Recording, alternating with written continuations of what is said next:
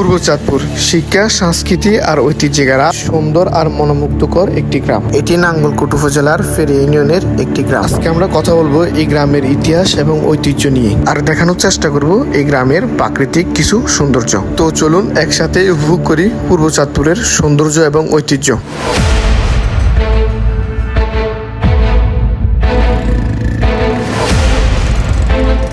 আমরা এখন যেখানে দাঁড়িয়ে আছি এটি হচ্ছে পূর্ব চাঁদপুরের সরকারি প্রাথমিক বিদ্যালয়। এটি স্থাপিত হয় 1994 সালে। এই বিদ্যালয়ে শিক্ষক আছেন 4 জন। এই বিদ্যালয়ে বর্তমানে ভারপ্রাপ্ত প্রধান শিক্ষক হচ্ছেন মোসাম্মদ বিলকিস বেগম। এই বিদ্যালয়ে ছাত্রছাত্রী সংখ্যা 120 জন। এই বিদ্যালয়ে রয়েছে 4টি কক্ষ, একটিতে অফিস রুম আর 3টিতে হচ্ছে ক্লাসরুম। এই প্রতিষ্ঠানে আরও একটি ভবন হওয়া সময়ের দাবি, যাতে শিক্ষক এবং কি ছাত্রছাত্রীরা সুন্দরভাবে ক্লাস নিতে পারে।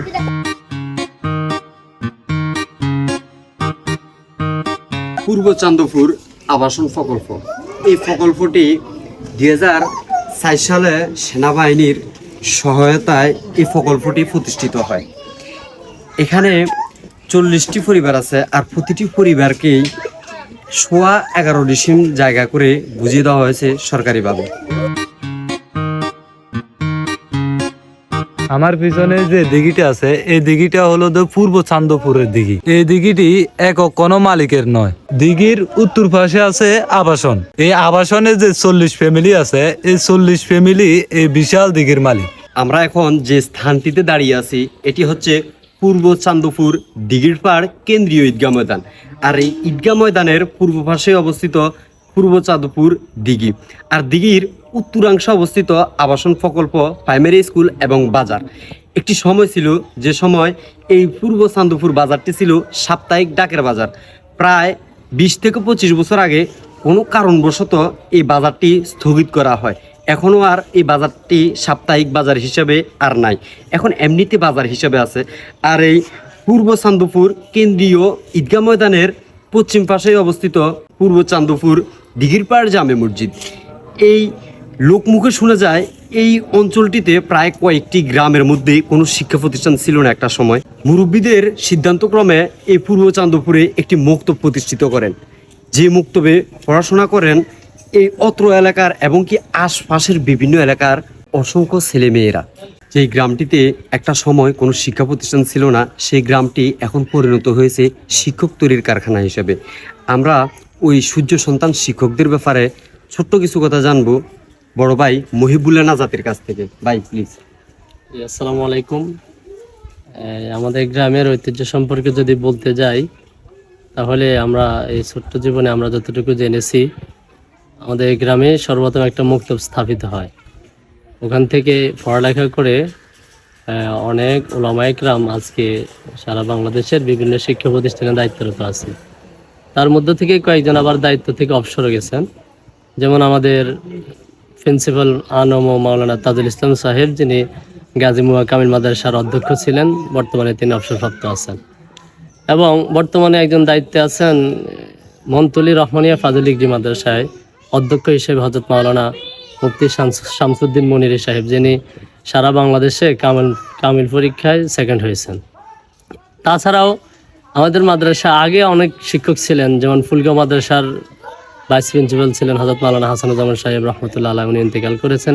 এভাবে করে করে আলহামদুলিল্লাহ এখন আমাদের গ্রামে ওলামায়ে কেরাম এখনও ছড়িয়ে ছিটিয়ে আছে। যেমন সুফার আছে একজন, যিনি দায়িত্বে আছেন সারজানিয়া মাদ্রাসায়। সহসুফার আছেন মাওলানা আলাউদ্দিন হুজুর মাধবপুর সালিয়া দারসুন্নাত দাখিল মাদ্রাসায়। প্রভাষক আছেন সেলিন আলী মাদ্রাসায়, এরপরে বড়ুয়া একটা মাদ্রাসায়। এভাবে করে কয়েকজন শিক্ষক আমাদের প্রাইমারি স্কুলে আছেন, এরপরে হাই স্কুলে আছেন। এভাবে আমাদের গ্রামটা পুরা মানে শিক্ষকদের ভরা। তার মধ্যে শিক্ষকদের মধ্যে থেকে আলেম বেশি, এবং কি ভবিষ্যতে আমরা দেখতে পাচ্ছি আমাদের ছোটো ভাইয়েরাও বা আমরা যে জেনারেশনে আছি এভাবে শিক্ষক তৈরি হচ্ছে, এবং ভবিষ্যতেও আরও যারা ছাত্র আছে তারা আলহামদুলিল্লাহ আমাদের গ্রামের সুনাম খ্যাতি অর্জন এভাবে ধরে রাখবে। তবে এই গ্রাম ওলামায়ে কেরামদের গ্রাম ভবিষ্যতে ধারাবাহিকতা অব্যাহত থাকবে। আমার পিছনে যে খালটি আছে, এই খালটি দিয়ে একটা সময় ছিল প্রায় 40-50 বছর আগে এই এলাকায় হাজীগঞ্জ বা বিভিন্ন শহর থেকে মানুষ ব্যবসায়িক কাজের জন্য এই খালটি ব্যবহার করে এখানে আসতো। আর অত্র এলাকার যত জমিতে ধান ফসল ফলাইতো ওই ফসলগুলা এখানে আনে বোঝাই করা হতো নৌকাতে। আর ওই নৌকায় করে যারা ধানগুলো কিনতেন তারা এই নৌপথে এই খালটি ব্যবহার করে তারা বিভিন্ন অঞ্চলে বিভিন্ন শহরে ওই ধানগুলো নিয়ে যেতেন। মানুষ ধানাগুলো নামা নিত, দানাগুলো নামাই তো আপনারা আঙ্গ বয়সে আছিলেন, ধর নানার বয়স আছিল 10-20, ঠিক আছে নি? ওই বয়সে কি মানে ইয়ন্তুন কি মালামাল কি এর দিকে নিত নি বা শহরের দিকে নিত নি? মালামাল নিত, আমরা ধান কিনতে হয়েছে যে দিঘির ভিতরে ধান মানে বোঝাই করি নৌকা দিলে যেত। কথাটা বুঝছো, এখানে কোনো মানে আটবার কোনো হত নাই, সামান্য হত আছে কি ওই ধানের বা নবাল। এই অঞ্চলের মানুষ যখন কৃষিকাজ করতো বা ধান ফলাইতো তখন বিক্রি করার জন্য বিভিন্ন অঞ্চল থেকে বা বিভিন্ন শহর থেকে এখানে নৌকা আসতো। এই নৌকাতে ধান বিক্রি করে বা ধান বোঝাই করে এই রাস্তা বা এই গাং দিয়ে তারা নিয়ে যেত। কয়েক গাড়ের দাম হাত তারা বারে আনি নৌকা ভাড়া করতো, লম্বা লম্বা নৌকা এখান দিয়ে নিয়ে যেত শহরে। এটাই।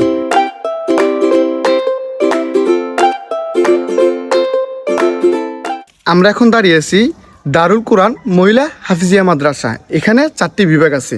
একটি হচ্ছে নুরানি বিভাগ, নাজরানা বিভাগ, হেফজ বিভাগ এবং রিভিশন বিভাগ। এই প্রতিষ্ঠানে সম্পূর্ণ পাঠদান করা হয় মহিলা হাফিজার মাধ্যমে।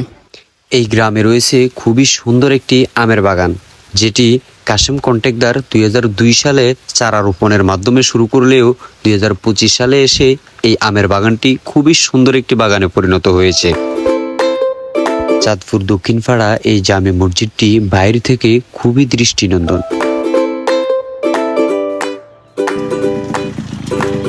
পীর আব্দুল গনি রহমতুল্লাহ আলাহি জামে মসজিদ কমপ্লেক্স, যেটি চাঁদপুর দরিয়াবাড়ি সংলগ্ন জামে মসজিদ হিসেবেও পরিচিত। আর এই মসজিদটি খুবই গোছালো।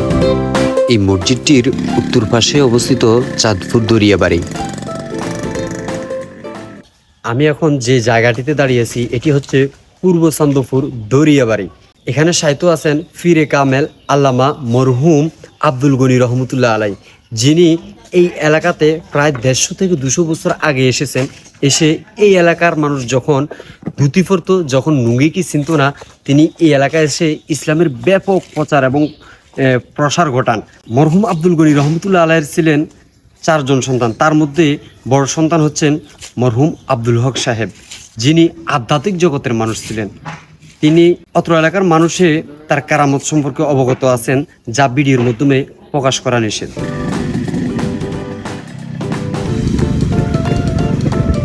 আমরা এখন আছি পূর্ব চান্দপুর মুহিবিবিয়া দিনিয়া মাদ্রাসা কমপ্লেক্সে। এটি প্রতিষ্ঠিত হয় 2022 সালে। এই মাদ্রাসাটি প্রতিষ্ঠাতা হচ্ছেন আল্লামা আলহাজ হজরত মাওলানা শাহ মোহাম্মদ মুহিবুল্লাহ, যিনি সারসিনা দরবার শরীফের সম্মানিত পীর সাহেব। দৃষ্টিনন্দন চাঁদপুর পশ্চিমপাড়া বাইতুলফালা জামে মসজিদ।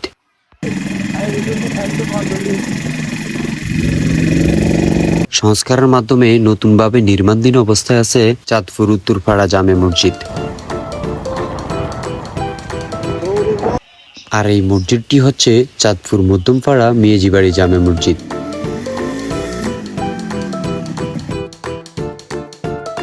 তো ভালো থাকবেন, সুস্থ থাকবেন, আর দেখা হচ্ছে নতুন কোনো গ্রামীণ অপরূপ সৌন্দর্য আর ঐতিহ্য নিয়ে। আল্লাহ হাফেজ।